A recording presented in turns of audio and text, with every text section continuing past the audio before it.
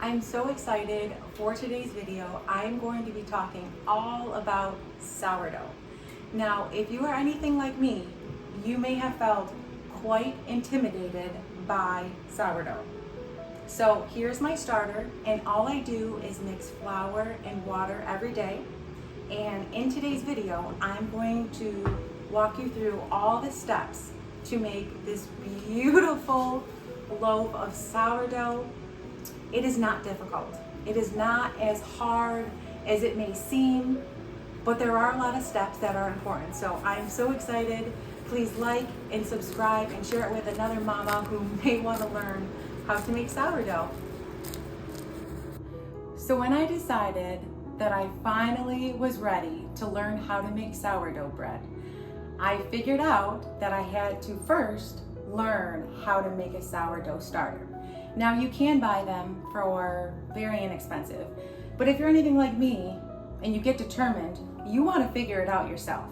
So I'm going to show you the simplest and easiest way how to make a sourdough starter, and you will be using this in your sourdough bread. So every day I take flour and I take room temperature water and I mix it together. And I'm going to show you how I discard it. So this is my sourdough starter that I've had for many months. And what I do is I discard some. I keep it in my fridge for cookies, banana bread, any baked goods, because I prefer saving it rather than throwing it away. And then this just stays in my cupboard. But if you're starting new, all you have to do is mix flour and water every day. Now it's going to take about 7 to 10 days to become active. And you will know when it's active because you are going to see bubbles and you are going to smell it. And then we're going to make some bread with it. In this video, I am discarding my sourdough. So I will take about half the sourdough in the jar and discard it into my small jar that I keep in the fridge. This is what I do every day. I discard about half. If you want to measure, you can measure 50 grams or about 1/4 cup. In the beginning, you can measure, but the longer you do this, the more you'll learn how to just eyeball it. So now I'm adding flour. I'm not measuring mine, but you could measure it 1/2 cup. And then I'm going to add water. So remember, this is a 1-to-1 ratio. If you're doing 1/2 cup of flour, you're going to do 1/2 cup of water. And if you're doing a 1/4 cup of flour, you're going to do a 1/4 cup of water.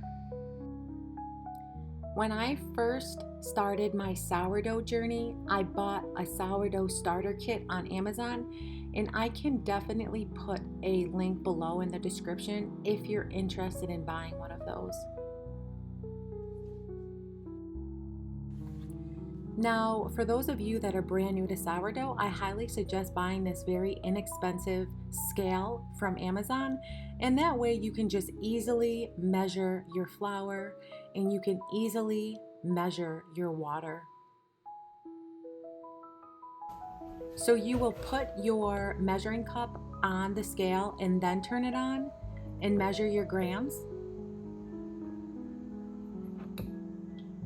And you can do the same thing for your water.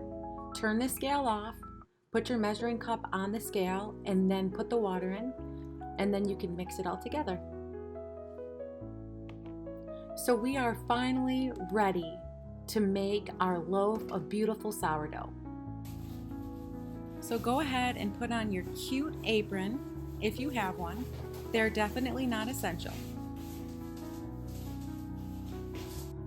So let's get started. Here is my active sourdough starter that I fed this morning.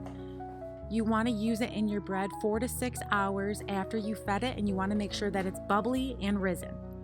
First, I'm going to add all-purpose flour with warm water, and I'm going to let it sit on the counter with a towel on top for about 30 minutes to an hour. This makes it way easier for you when you add your sourdough starter. It's going to be messy, definitely going to be a little sticky. But when you're making bread, you want your dough to be sticky. You want it to be not dry. I was drying my bread out when I first started making breads. I was drying my bread because I wasn't letting it stay moist. It needs a good moisture. So after an hour, you're going to mix in your sourdough starter with salt. And again, this is going to be sticky. And I used to add flour to my hands to help with the stickiness, but now I actually wet my hands down. So after you add your sourdough starter and your salt, you're going to mix it again, and it's going to be sticky. And like I said, if you wet your hands down, it'll definitely help. So right now I am folding it. You'll see a lot of glamorous videos online of folding. It doesn't have to look glamorous. It doesn't have to be anything fancy, as long as you gently mix it together. The more sourdough loaves I make, the better I'm getting, because you want to be gentle. Sourdough is a bubbly bread, you know, when you cut it and you see the bubbles. So you have to be very gentle with it.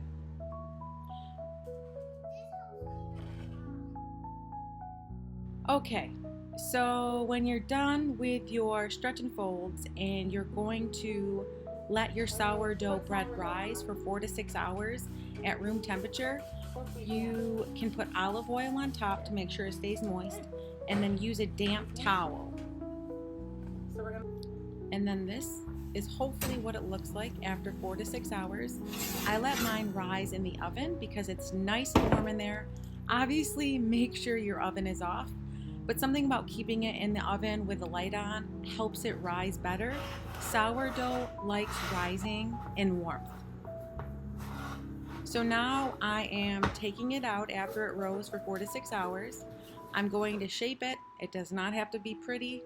I'm just shaping it into a bowl and putting it into the baton, and I'm going to let this rise overnight in the fridge. You can let it rise for 24 up to 48 hours. Sourdough is very flexible. It's very versatile. I bought this cute little baton and its lid on Amazon, and I can put all the links below in the description. Good night, sourdough. Sleep well. Good morning, sourdough. I hope you are ready for a good solid baking this morning. Let's see how she looks. Good morning, beautiful. Now, if I'm being honest with you guys, sometimes my loaves rise really well and other times they do not. Whenever I bake them in my cast iron pot, they always turn out really well. Before you put your bread in the oven, make sure you score it.